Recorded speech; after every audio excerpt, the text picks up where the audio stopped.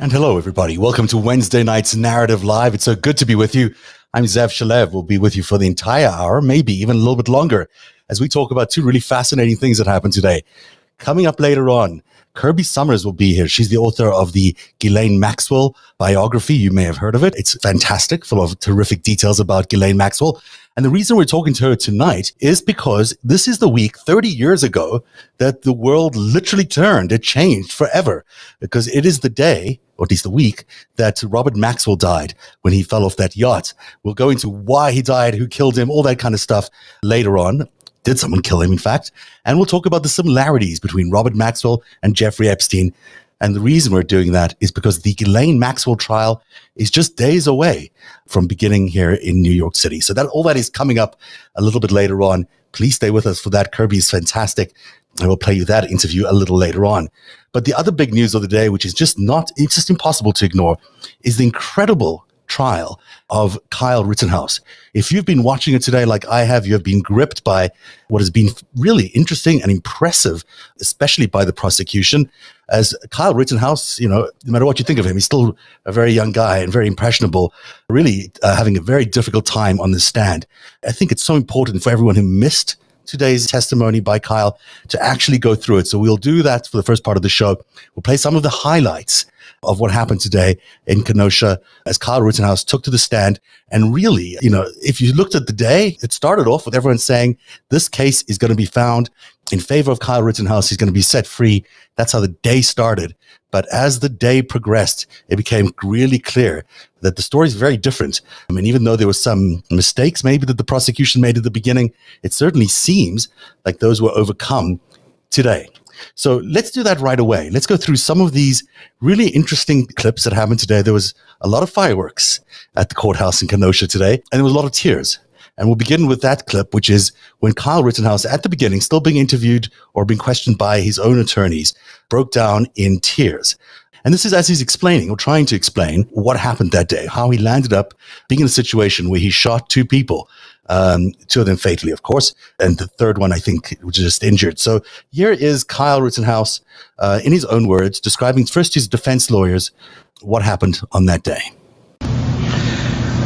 Dominic Black calls me and he says, Kyle, I need you to get down to the car source lot number 3. The cars are being bashed in. They're setting all the cars on fire. I need you to go and put the fires out. Okay. And did you do anything as a result of that phone call? I did. What? At the Ultimate gas station, I asked, I don't know who he is, but I asked an individual if he could come with me and if I could have a fire extinguisher to put out the fires. Were both of those requests satisfied? One of them were. What? I was given a fire extinguisher, but he said he can't come with me, and he said he believes there's already people down there helping protect the business. Okay. And what did you do then? I start running towards the car source lot number 3 to put out the fires, pausing occasionally to catch my breath and walk. Okay. On the way to car source 3, did you have any interaction with Mr. Rosenbaum? I did not. Did you speak to Mr. Rosenbaum? No. Did you notice Mr. Rosenbaum doing anything as you went down to car source 3? I didn't notice Mr. Rosenbaum until he came out from behind the car and ambushed me. Okay, I'll get to that. Did you run the whole way? No, I didn't. Okay. You had your gun, correct? Yes. And you had a fire extinguisher? Yes. And you had your medic? My medical bag, yes. And were you asking people about medic at that point? I was asking people if they needed medical help as I was getting down there. Did you receive any responses? No, I didn't. Describe your approach to car source number 3. As I'm walking down Sheridan Road, I hear somebody scream, "Burn in hell," and I reply with friendly, to let them know, hey, I'm just here to help. I don't want any problems. I just want to put out the fires if there are any. I continue walking, and then I notice the Duramax. I notice a in the back seat of the Duramax, and I stepped towards the Duramax, and as I'm stepping forward, I believe his name is now Joshua Zeminski. He steps towards me with a pistol, and as I'm walking towards to put out the fire, I drop the shirt and I take a step back. Okay. When you step back from Mr. Zeminski, what's your plan? My plan is to get out of that and go back north down Sheridan Road to where the car source lot number 2 was. And did you get back? Were you able to go in a northerly direction? I wasn't. Describe what happens. Once I take that step back, I look over my shoulder, and Mr. Rosenbaum was now running from my right side, and I was cornered from in front of me with Mr. Zeminski, and there were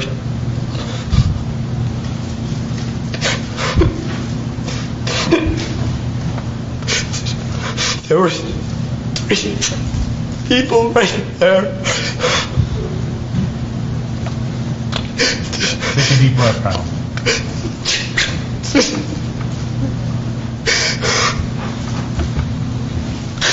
That's what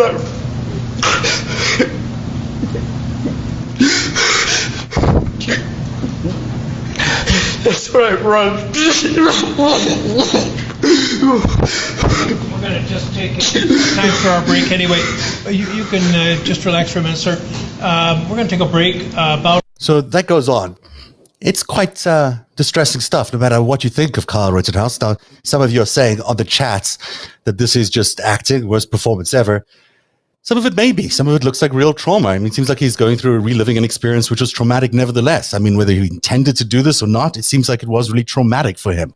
And what's really interesting as you listen to his story there is how it changes throughout the day. You know, he talks about being asked to go and put out these fires. Well, why those fires? Why did he go there? And why did he need to go there?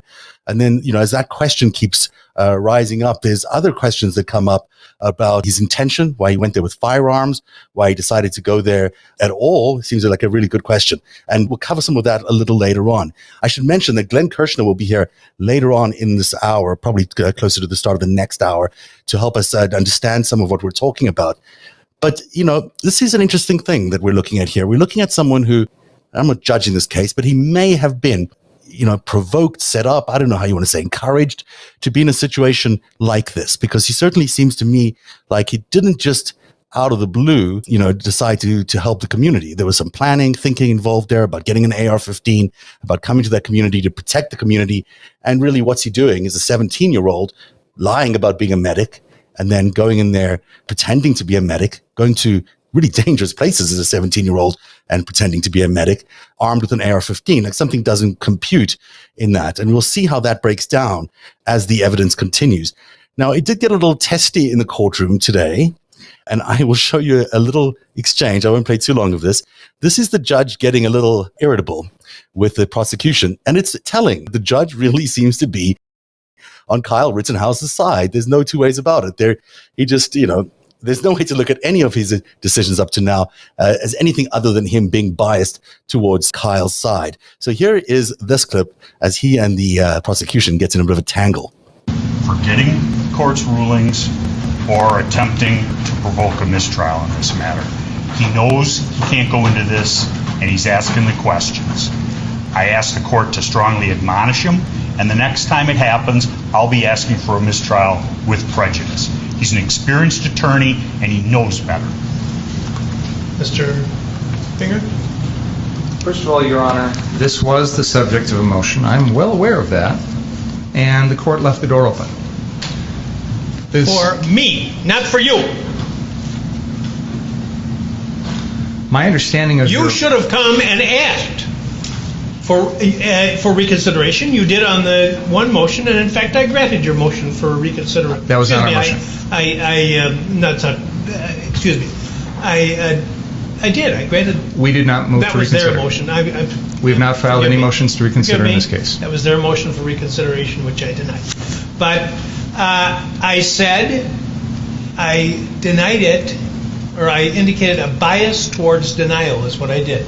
Held it open with a bias towards denial. Why would you think that that made it okay for you, without any advance notice, to bring this matter before the jury? I was astonished when you began your examination by commenting on the defendant's post-arrest silence. That's basic law. It's been basic law in this country for 40 years, 50 years. I have no idea why you would do something like that. And it gives, I'll leave it at that. So I don't know what you're up to. May I respond? Yes. We filed an other acts motion on this exact issue because, in my mind, and I argued this, it is identical to what was going on the night of August 25th, in the sense that the defendant was using this exact same weapon. He was using it in a manner to try and protect property. No, he wasn't. Your Honor, with all due respect... I'm not going to rehash the motion. Yeah, that's absolutely untrue. No. Your argument's of record. My comments are of record, and why I ruled as I did is of record. There's nothing that I heard in this trial to suggest anything's changed. Even if you're correct in your assumption that you know more than I did at the time, you should have come to the court and say, I want to go into this. Why you would think that you could go into it without any advance notice to the court, I don't understand that. And as the defense is pointing out, you're an experienced trial lawyer, and this should not have been gone into.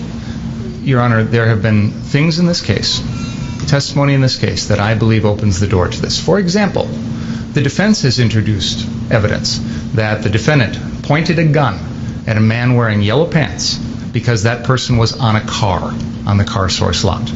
Now, there's no justification that I can think of why the defendant would point that gun at someone. The defendant has just testified this morning that he agreed with that person in the yellow pants, that he pointed the gun at him. He said, I was joking when I said that to the guy in the yellow pants, but he's acknowledged that he told the person in the yellow pants, yeah, you're right, I did point a gun at you when you were sitting on a car. He said, I did. That's what he Exactly. testified. So he's agreeing. May I finish, please? I'd like to have a chance to make a record, if I could, without being interrupted, if that's okay. He has mentioned that he's acknowledged that he's used this gun to protect property. He's also just acknowledged that he knows he can't do that. I am attempting to impeach him now with the prior August 10th incident, 15 days prior, involving the same gun, where he is threatening to use that gun to protect property. He didn't have the gun with him. Your Honor, he is saying he wished he did so he could shoot people. You know, there's a lot of difference between commenting about something when you haven't got a gun and threatening someone when you do. You know, it's interesting, Your Honor, because the entire defense theory in this case is Joseph Rosenbaum, who was unarmed. I want you to tell me what the defense theory of the case is. May I respond to what you just said, Your Honor? I'd like to respond to what you just said. Slow down, please. I apologize, Madam Court Reporter, but I'd like to try and make a record without anyone interrupting me, if that's okay. I believe that there is a central part of this case that Mr. Rosenbaum is making threats that he has no ability to carry out. So, to your point, Your Honor, you're arguing that this August 10th incident, one aspect of why you don't believe it's relevant is the defendant didn't have the gun with him. This case is about someone who didn't have a weapon, and yet the jury is being told because of those threats, that means the defendant has to defend himself.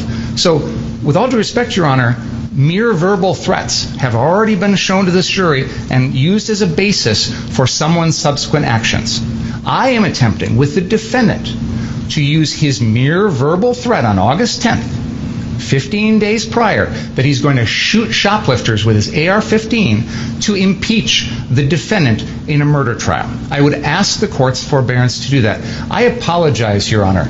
You're right. I probably should have brought this to your attention earlier. I may have misunderstood your ruling, because I thought your ruling was if the evidence in this case made that more relevant, you would admit it, or at least What we're really waiting for is for him to talk about this one great line where he does this brazen thing. So we'll talk a little bit over him while he does it, because it is kind of goes on and on in circles about this. But, the judge does seem to have a bit of a temper on him. There's no doubt about that.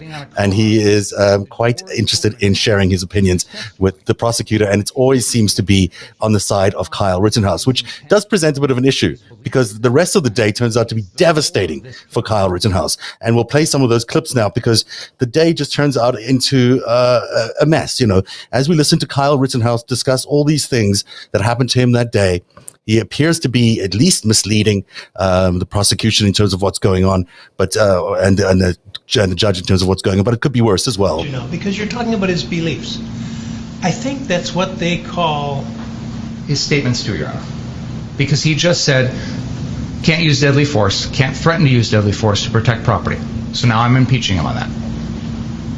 Your Honor. Doesn't really seem to know what's going on, does he? Anyhow, this goes on, so I won't bug you with too much of that. But let me take you to later on in the day, when this is an incredible exchange that goes on. As you've heard, the prosecutor there mentioned the name Rosenbaum. This is one of the people that Kyle Rittenhouse shot at that day. It's a remarkable piece of prosecutorial questioning. You'll admire the questioning, because it really is fascinating. So let's take a look here at what happened in terms of that question. And Mr. Rosenbaum has never said anything at all about wanting your gun. You never heard him say anything about that, correct? I haven't. You never said anything. He never said anything to you about using that gun at all, correct? I don't know what Mr. Rosenbaum was thinking when he tried to grab my gun. You just assumed that he was going to use it, that he was going to try and take it from you, first of all, and then you assumed he was going to try and use it on you. If I would have let Mr. Rosenbaum get my gun, he would have killed me. But you had already pointed your gun at him. Yes, because he was chasing me. Did you want him to think that you were going to shoot him? No, I never wanted to shoot Mr. Rosenbaum.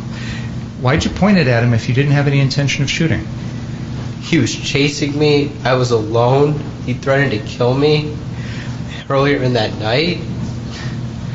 I didn't want to have to shoot him. But you understand how dangerous it is to point a gun at someone, don't you? I pointed at him because he kept running at me, and I didn't want him to chase me. But you understand how dangerous that is, don't you? I pointed at him because he was chasing me. I'll ask the question a third time, Mr. Rittenhouse. You understand... Don't comment on... just ask your question. You understand how dangerous it is to point a gun at someone, correct? Yes. You understand that that puts someone else in fear that they're about to be killed, right? He was chasing me. You understand that when you point your AR-15 at someone else, that may make them feel like they are about to be killed by you, correct? Mr. Rosenbaum was chasing me. He said he was going to kill me if he got me alone. I was alone. I was running from him. I pointed at him, and it didn't stop him from continuing to chase me. Did you hear my question? Yes. Yet you chose not to answer it. Objection, Your Honor. He answered. He just didn't like the answer. My question is, you understand that when you point your AR-15 at someone, it may make them feel like you're going to kill them, correct? Calls for speculation. Relevant. He asked if it would affect someone that way, so as to perhaps deter the person. Do you understand my question? I do. Can you please answer it? I did. I said, Mr. Rosenbaum was chasing me. I pointed my gun at him, and that did not deter him. He could have ran away instead of trying to take my gun from me. But he kept chasing me. It didn't stop him. Mr. Rittenhouse, you're telling us that you felt like you were about to die, right? Yes. But when you point the gun at someone else, that's going to make them feel like they're about to die, right? That's what you wanted him to feel. No. You wanted him to get the message from you that If you come any closer, I'm going to kill you. That's why you pointed the gun at him, right? I pointed the gun at him to deter him from... I pointed the gun at him so he would stop chasing me. That's why I pointed the gun at him. Because if you point the gun at him, you were hoping he would stop chasing you because he would get the message from you that if he keeps coming, you're going to kill him. Right? I didn't want to have to kill Mr. Rosenbaum. That's not the question I asked. Serving a legitimate purpose. It seems argumentative, Mr. He said it serves no useful purpose, it's badgering. It does seem argumentative.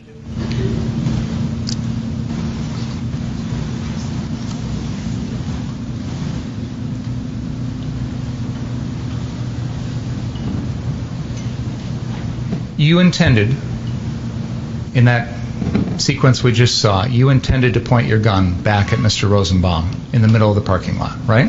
I pointed at him so he would stop chasing me, but he didn't stop. That was your intentional decision to point at him. That wasn't an accident. I'm going to interrupt here. The jury cannot see you. I thought we'd moved it. I'm sorry. No, so please get it out of there.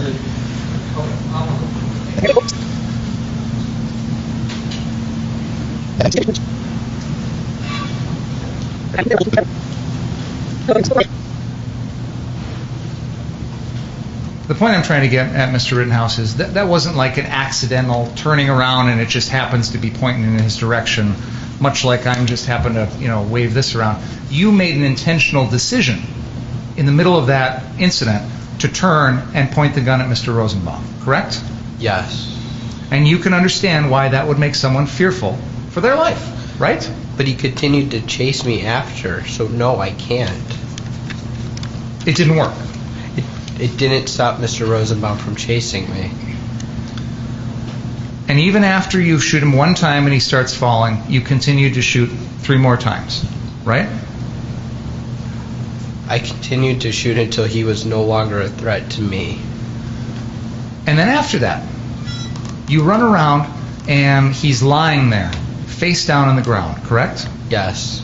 And you're a medic, correct? I have first aid training, yes. Well, you proclaimed yourself that night to be a medic, an EMT. You told everyone that, right? Yes. And you had your medic bag with you, correct? Yes. And this location is right across the street from a hospital, isn't it? Yes. But your first thought was run away. My first thought was to help him. You didn't do anything to help him. You didn't do a single thing, did you? The crowd started to scream, "Get him, get him, get him," and I didn't want to stay there with the crowd building and the mob advancing on me. Were you surprised that a crowd would react that way when they just saw you shoot someone? I don't know. When you stood over Mr. Rosenbaum's body, did you know?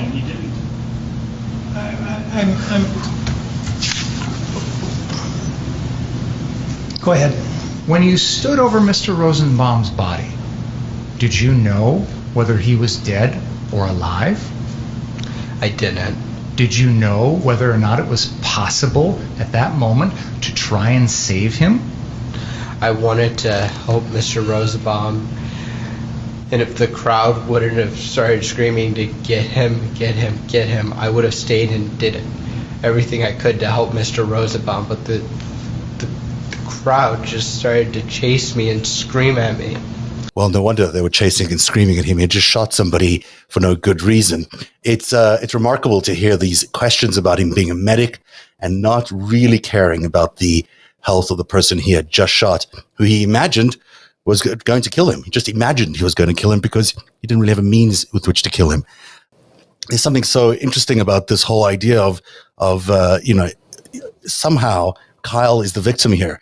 Kyle is the one who's the victim in the story, not the people he's actually shooting.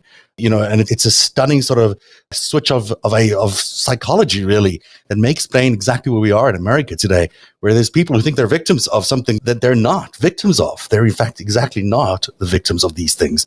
It's interesting, and it goes on from there. I'll play you one last clip, and then don't forget, Dan Kirschner will be up later on in the hour maybe the start of the next hour. And then we've also got Kirby Sommers on Ghislaine Maxwell coming up.